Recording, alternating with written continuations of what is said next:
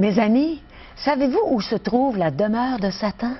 Eh bien, on va justement l'apprendre ensemble aujourd'hui à l'émission La Parole vivante.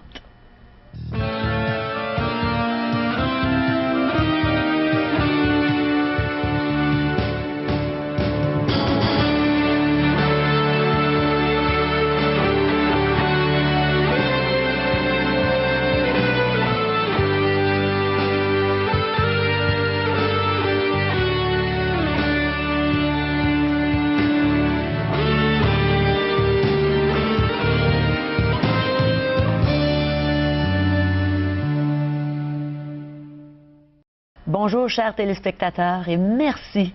Merci de nous inviter chez vous quotidiennement pour partager la merveilleuse parole de Dieu. Aujourd'hui, au cours de l'émission, le pasteur Régent Joly est toujours là pour partager l'Évangile avec nous, pour nous enseigner des belles choses, pour répondre à notre question aussi. Ensuite, on va entendre un beau chant qui va nous faire du bien et on va entendre le témoignage de Michel Habib. Vous allez aimer ça, restez avec nous parce qu'il ne faut absolument pas manquer ce témoignage-là. Et n'oubliez pas, vous pouvez toujours nous envoyer vos questions, les questions que vous aimeriez poser à Régent ou à moi, les choses que vous voulez savoir concernant la parole de Dieu. Et aussi, vous pouvez nous rejoindre à 1-877-537-7647, 1-877-l'Espoir, ou aller sur notre site web espoir.ca. Alors, on a quelqu'un qui regarde dans la parole de Dieu pour répondre à nos questions. Et c'est notre ami Régent. Bonjour, Régent. Bonjour, Caro. Peux-tu nous dire où Satan a sa demeure? Là où il peut contrôler, là où il dirige. Il peut diriger le pays, il peut diriger ce monde. On lui permet de diriger même notre vie et notre foyer. C'est-à-dire là où il a tout contrôle. Il est appelé dans la parole de Dieu le prince de ce monde. Vous savez, je ne parle pas du gouvernement, que ce soit M. Charest ou M. Harper ou qui que ce soit d'autre comme gouvernement. C'est le cosmos, c'est cette terre, ça devient maintenant le lieu où Satan œuvre. Il travaille avec toute son armée. Je ne parle pas de cas de possession. On sait que dans la Bible, il y a eu des cas de possession. On voit le Seigneur Jésus lui-même qui doit s'avancer vers des êtres humains qui sont possédés de démons. Mais je parle de l'influence, de la sphère que Satan a. Il peut contrôler naturellement mes agissements, mes pensées. C'est ce que la Bible va nous dire tantôt. On va le regarder. Jésus doit... Est-ce que tu veux dire qu'il peut contrôler quelqu'un qui n'en est pas possédé, par contre? Exact. Il peut influencer le comportement de l'être humain. Tantôt, nous allons voir Jésus dans un texte de l'Évangile selon Jean. Il s'adresse à des gens très religieux, des gens qui suivaient des principes de l'Ancien Testament avec des coutumes et puis entremêlés aussi donc de traditions, de coutumes, et il va leur dire, vous avez pour père le diable parce que vous avez un comportement qui est influencé par cet être. Alors, c'est un sujet assez sérieux qu'on va traiter. On va regarder ensemble jusqu'où ça peut aller et on va regarder également où est-ce qu'il va se retrouver cet être qui s'est révolté, qui est tombé du ciel un jour et qui maintenant se manifeste sur cette terre, dans cette sphère de ce monde, et jusqu'où il va se retrouver pour son éternité. Parce que Dieu garde le contrôle sur toutes choses. Il est souverain. Fort heureusement. Oui. Ça m'encourage d'entendre ça. Alors, je suis bien heureuse, Régent, de pouvoir recevoir tous ces bons outils qu'on va avoir, justement, pour ne pas se laisser influencer par le diable. Alors, on vous revient tout de suite.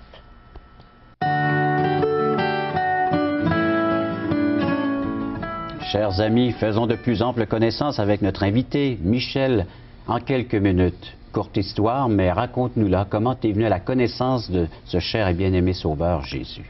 Bien, personnellement, j'ai eu beaucoup d'influence de la part de ma mère qui croyait en Dieu, qui croyait en Jésus-Christ et qui lisait constamment la Bible, la parole de Dieu, elle la connaissait quasiment par cœur. Alors, quand on est arrivé ici au Canada, un jour, j'étais à cette île et il y a un monsieur qui m'a posé une question. Il dit, « Monsieur, êtes-vous sauvé? » Je lui ai dit, « Sauvé? De qui? De quoi? » Alors, voyant que je n'ai pas compris, il dit, « Si vous mourrez ce soir, êtes-vous certain d'aller au ciel? » Ça m'a paru étrange. On ne m'a jamais posé une telle question. Je ne me suis jamais posé cette question-là. On m'a toujours dit que, bon, si je faisais plus de bien que de mal, je vais aller au ciel, mais si je fais plus de mal que de bien, je vais aller en enfer. Ah, mais comment ça va où est-ce qu'on est rendu dans le décompte, là? Et alors, surtout concernant l'assurance d'aller au ciel. Et l'assurance d'aller au ciel. Alors, j'étais quand même quelqu'un qui croyait en Dieu, Mais j'étais confus parce que j'ai quand même été élevé un peu dans 3 religions différentes. Donc, j'étais vraiment confus de ce côté-là. Je me disais, mais comment ça se fait que toutes ces églises-là parlent de Dieu, mais ils ne disent pas la même chose? J'étais troublé un peu. Alors, je me disais, ah ben, je suis chrétien, sans savoir tout ce que ça voulait dire, et c'est comme ça que j'étais abordé. Alors, quand j'ai dit à ce monsieur-là, ben oui, mais non, je ne suis pas sûr, il n'y a personne qui peut être vraiment sûr, mais j'essaie de faire le bien, j'essaie de faire ci, j'essaie de faire ça, et j'étais impliqué. Ce que tes parents et la religion t'avaient enseigné. M'avait enseigné, et au-delà des choses que j'ai développées moi-même, j'aimais faire le bien, Régent. J'étais comme ça. Et mais là, ce monsieur-là me dit, savez-vous, toutes ces choses-là ne vous mèneront pas au ciel. Alors, j'ai pas trop aimé ça, c'est comme si je lui donnais... Même avec 3 religions. Même 3 religions, même avec tout le bien que je faisais, avec la Croix-Rouge, avec différents mouvements sociaux comme ça, là. Alors, plus tard, j'ai invité cet homme-là avec des amis, et je me suis dit à moi-même, je vais croire qu'est-ce que je vais voir. Et ils ont ouvert la Bible, et un des premiers textes qui m'ont fait lire, j'ai lu, c'est « Il n'y a point de juste, pas même un seul ». Ça m'a vraiment troublé. Comment ça, je dis « Il n'y a pas de juste, pas même un seul ». Puis moi, alors, puis un tel que je connais, j'ai quand même plein de gens qui sont... Mais j'ai compris que Dieu, selon ses standards à lui, ben, il considérait qu'il n'y avait pas de juste. Et les autres textes, tous ont péché, sont privés de la gloire de Dieu, et le salaire du péché, c'est la mort. Ça m'a troublé. J'ai lutté avec tous ces textes-là, et ma question était, qui a raison, moi ou la Bible, ou bien Dieu qui a raison? Finalement, je me suis dit, non, Dieu ne peut pas mentir. En ce jour-là, Régent, j'ai compris comme jamais auparavant la signification véritable de la croix, de Noël, de Pâques. Pourquoi Jésus est mort sur la croix? Oui, on le savait comme ça, là, mais de le réaliser pleinement, j'ai compris en lisant l'Évangile. Et ce jour-là, j'ai mis ma confiance dans le Seigneur Jésus. J'ai admis que c'est moi qui me trompais. C'est pas Dieu qui fait des erreurs, c'est moi. J'ai péché, je me suis vraiment repenti, j'ai cru en Dieu, j'ai cru dans la parole de Dieu telle qu'elle a été écrite. Ça a été le plus grand jour de ma vie, Régent, jusqu'à aujourd'hui. Et Dieu a transformé ma vie et je suis devenu un pasteur maintenant, un prédicateur de la parole de Dieu. Et maintenant, l'assurance d'avoir une place au ciel, que le Seigneur va revenir te chercher. Tu fais parmi des siens. Je rends grâce à Dieu. Merci, Michel. Alors, merci encore une fois d'avoir été là. À la prochaine. Au revoir.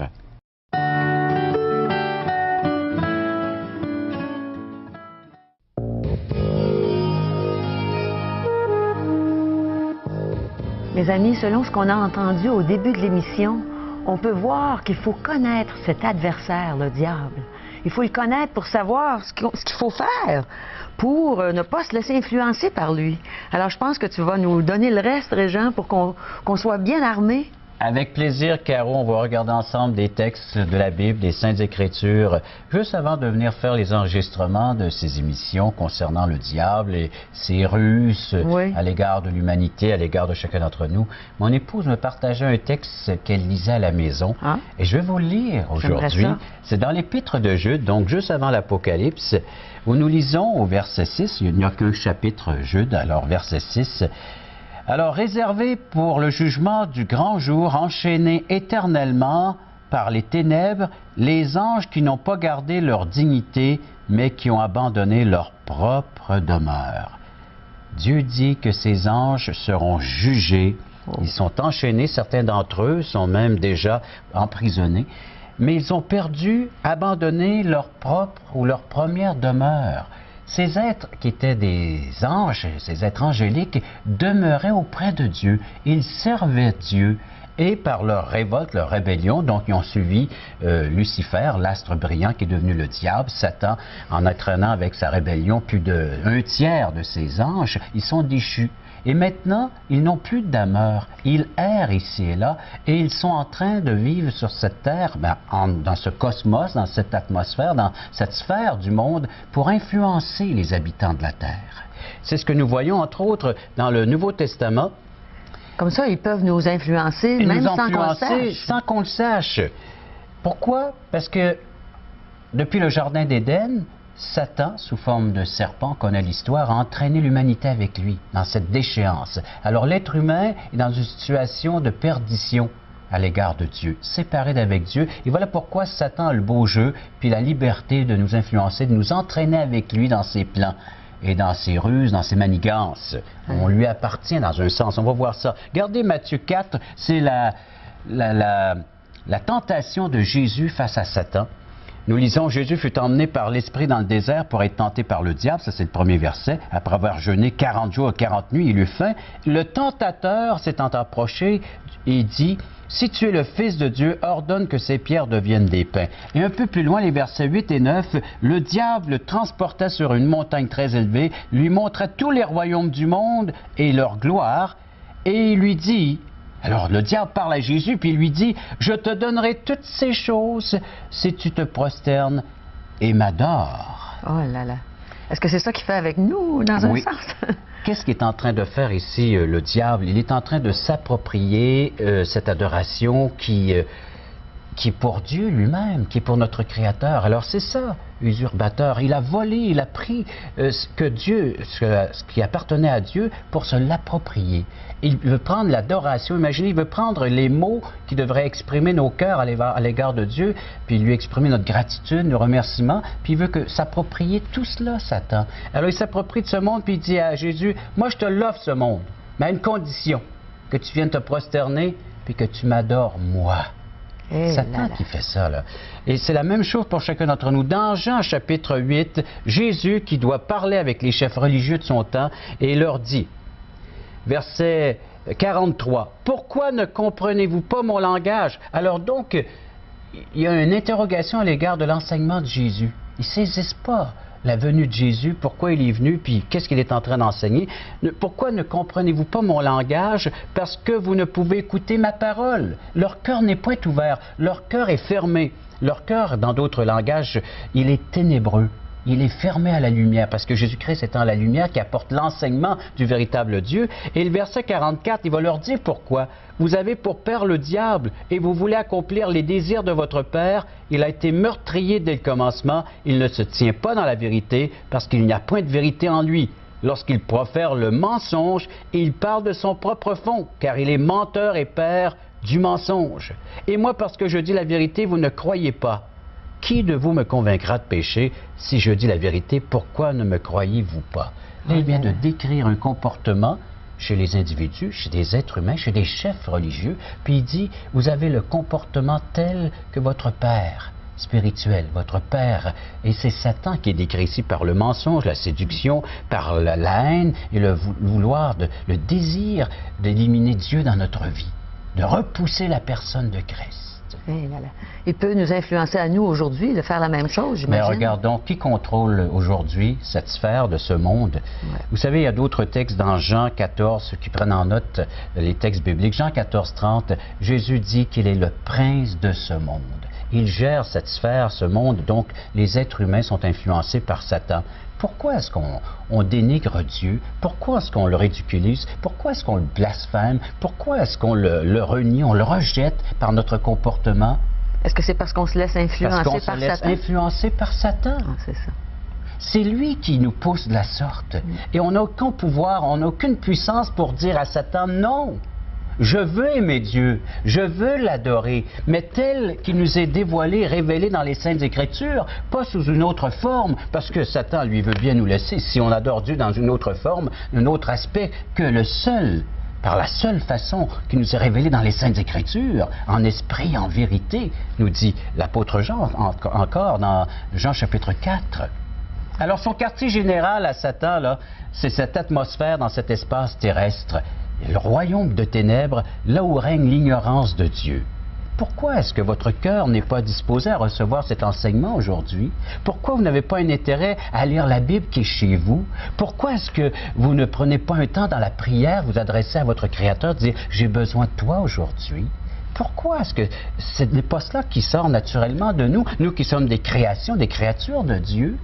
Parce qu'on se laisse influencer par Satan encore. Le prince de ce monde, Sans se rendre le compte. père de mensonges, meurtrier par-dessus tout, qui ne veut pas que l'âme se tourne vers Dieu pour implorer son aide, sa miséricorde, son besoin qui est là au bout naturellement de ce bras de ce grand Dieu qui nous offre la délivrance en Jésus-Christ. Mais comment on fait pour déceler ça, de détecter que c'est lui qui essaie de nous influencer? Alors, bien, tout simplement parce que lorsque nous voyons que notre cœur ne désire pas les choses de Dieu et on préfère plutôt lui désobéir, parce que cette nature maintenant, cette déchéance, nous a entraîné à avoir une nature pécheresse. Et chaque fois que nous péchons, nous sommes en train de dire à Dieu, je n'ai pas besoin de toi, je suis capable de m'arranger par moi-même, par mes propres forces, mes propres capacités. Chaque fois que l'on pêche, c'est une offense à ce Créateur de dire, je vais m'arranger moi-même.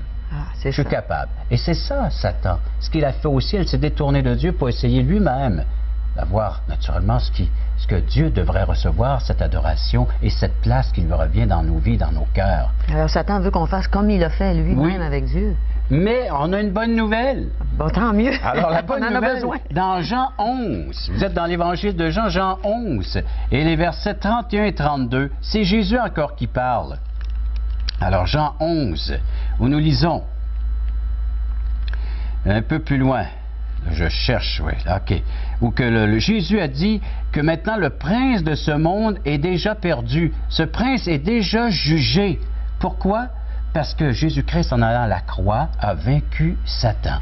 Alors les versets que nous pouvons lire dans Jean, chapitre 11, vous pourrez lire ces choses-là, ou plutôt chapitre 12, voilà, 31 et 32. Alors, biffez 11, puis mettez Jean 12. Maintenant a lieu le jugement de ce monde.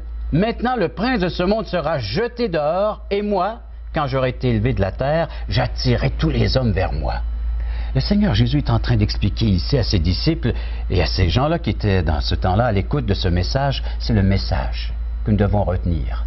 Une seule façon de pouvoir repousser ces fausses pensées concernant Dieu, concernant le Christ, de repousser ce que Satan a semé dans nos cœurs par orgueil, c'est de dire oui, par la croix de Jésus-Christ, j'implore ton pardon, ta miséricorde. J'accepte ta manière de penser maintenant, de voir les choses autrement. Je suis un être pécheur, perdu, j'ai besoin de cette délivrance que le Christ m'accorde à la croix. Colossiens chapitre 2, un autre texte du Nouveau Testament.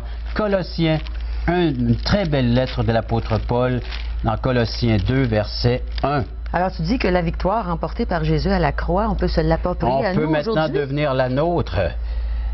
Colossiens 2, 1. Je veux en effet que vous sachiez combien est grand le combat que je soutiens pour vous et pour ceux qui sont à Laodicée, pour tous ceux qui n'ont pas vu mon visage. Alors, le Christ ici a dépouillé l'ennemi. Alors, l'apôtre Paul combattait afin de pouvoir répandre cette bonne nouvelle. Et au verset 14 de Colossiens 2, nous dit en parlant de l'acte de la croix, il a effacé l'acte dont les ordonnances nous condamnaient et qui subsistait contre nous, et il l'a éliminé en le clouant à la croix. Il a dépouillé les dominations, les autorités, et les a livrées publiquement en spectacle en triomphant d'elles par la croix. Alors c'est là qu'il faut aller. À la croix, l'ennemi a été vaincu, il a perdu la guerre. Vous allez me dire, oui, mais on le voit encore à l'œuvre, on le voit encore en train de faire du ravage plus que jamais. Comment est-ce que ça se fait qu'il y a encore de l'influence comme ça sur nous, du Alors pouvoir? donc, nous sommes allés demeurer en Europe, mon épouse et moi, avec nos enfants, pendant quelques années. Ils ont vécu la guerre, eux. Les deux guerres qui... 39, en tout cas 39-45, et ainsi de suite. Et puis, ils ont vu les ennemis faire du ravage sur leur territoire. Ils conquéraient le territoire. Alors, et lorsqu'ils ont été éliminés, lorsqu'ils ont su qu'ils avaient perdu la guerre, ils sont retournés chez eux, mais en faisant encore plus de ravages, plus de destruction. Ils mettaient le feu dans les villes et villages parce qu'ils savaient que tout cela était perdu. Et l'ennemi, c'est la même chose. Satan, sachant qu'il a perdu la guerre, alors donc dans ce dernier combat, alors il fait du ravage comme jamais. Il essaie de séduire le plus grand nombre afin de pouvoir les emmener avec lui parce qu'il sait où il s'en va, lui, Satan. Alors il veut faire autant de dommages que possible autant de dommages, et nous le voyons naturellement donner un dernier sprint ou donner un dernier combat là, mais il sait que c'est perdu d'avance. Pourquoi? Parce que nous pouvons lire dans l'Apocalypse. C'est encourageant pour nous de savoir Oui. que c'est perdu d'avance. Et puis nous, là, Caro, puis les téléspectateurs, si vous avez cette Bible à la maison, lisez Apocalypse et allez voir ce qui est réservé à Satan. Regardez au verset 10 d'Apocalypse 20. « Et le diable qui les séduisait fut jeté dans l'étang de feu et de soufre, où sont la bête et le faux prophète. » Alors, cette fausse trinité que nous voyons spirituelle, mais satanique, diabolique, Oui. ils seront tourmentés jour et nuit au siècle des siècles. Puis je vis un grand trône blanc. Et celui qui était assis dessus, la terre et le ciel s'enfuirent devant sa face. Il ne fut plus trouvé de place pour eux. Et je vis les morts, les grands, les petits, qui se tenaient devant le trône. Des livres furent ouverts, et un autre livre fut ouvert, celui qui est le livre de vie. Et les morts furent jugés selon leurs œuvres, d'après ce qui était écrit dans ces livres. La mer rendit les morts qui étaient en elle, la mort, séjour des morts, rendit les morts qui étaient en eux, et chacun fut jugé selon ses œuvres.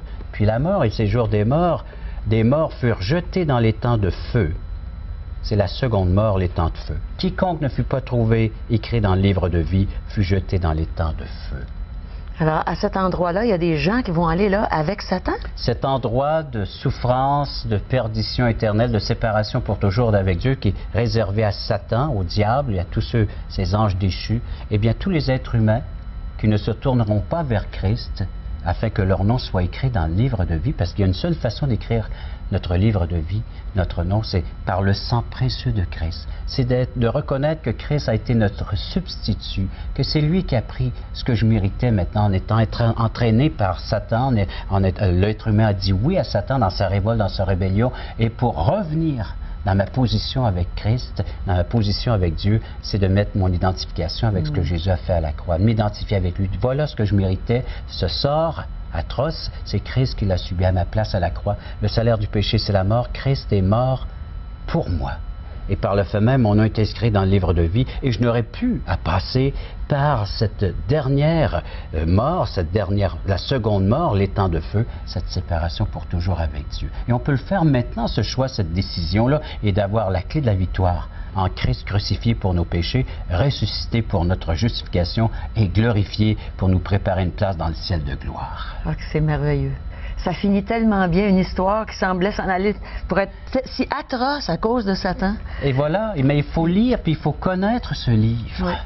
Et si je comprends bien, Régent, un jour on a dit oui à Satan, et maintenant on a le privilège de dire oui au Seigneur Jésus. Et le diable est menteur, mais Jésus est vainqueur. Et Jésus est la vérité, lui, le chemin, la vérité et la vie. Nul ne vient au Père que par lui. Alors écoutons un beau chant de Richard et Sylvie Ouellette qui parle justement de notre Père.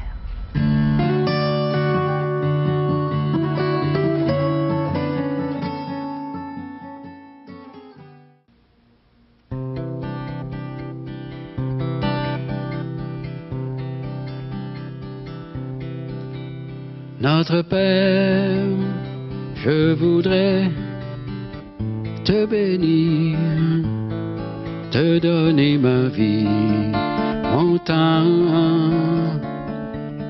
et toutes mes pensées, les voici. Ô Jésus, je voudrais te servir, te donner ma vie, mon temps et tout mon passé, les voici.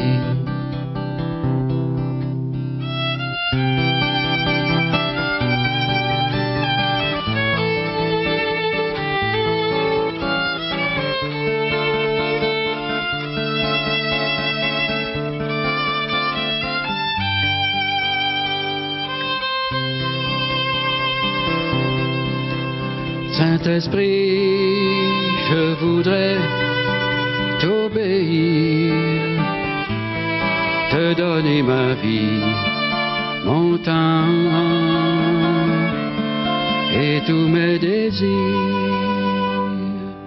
les voici.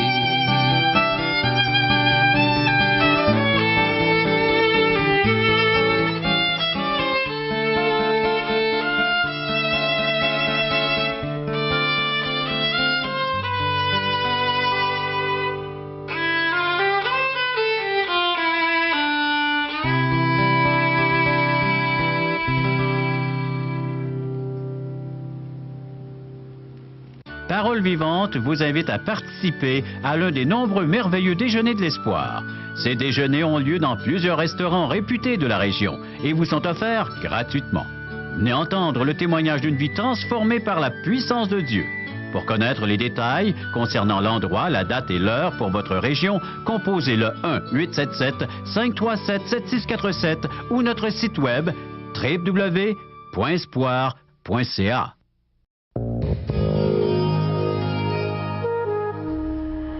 Alors, vous avez entendu notre belle invitation pour un déjeuner de l'espoir. Ne manquez pas cette opportunité d'aller prendre un bon déjeuner en bonne compagnie et d'entendre un témoignage qui va toucher vos cœurs, j'en suis certaine. Et aujourd'hui, on a encore un petit peu de belles choses à offrir, des cadeaux. Nous offrons Question fondamentale de J. Blanchard pour connaître qui sommes-nous? Où allons-nous? Alors, sa réponse est grande question existentielle. Oui. Aujourd'hui, l'espoir, c'est Jésus seul. Un résumé du contenu de la Bible. On l'a résumé en petits tracts, en petits pamphlets. Et l'Évangile de Jean, entre autres dans Jean 8, où Jésus leur dit que vous avez pour père le diable. Eux, se croyant non esclaves de quoi que ce soit, on est libre. Et Jésus dit, vous êtes libre, mais à une condition. Vous êtes esclaves de vos péchés, mais vous pouvez devenir libre si le Fils vous affranchit.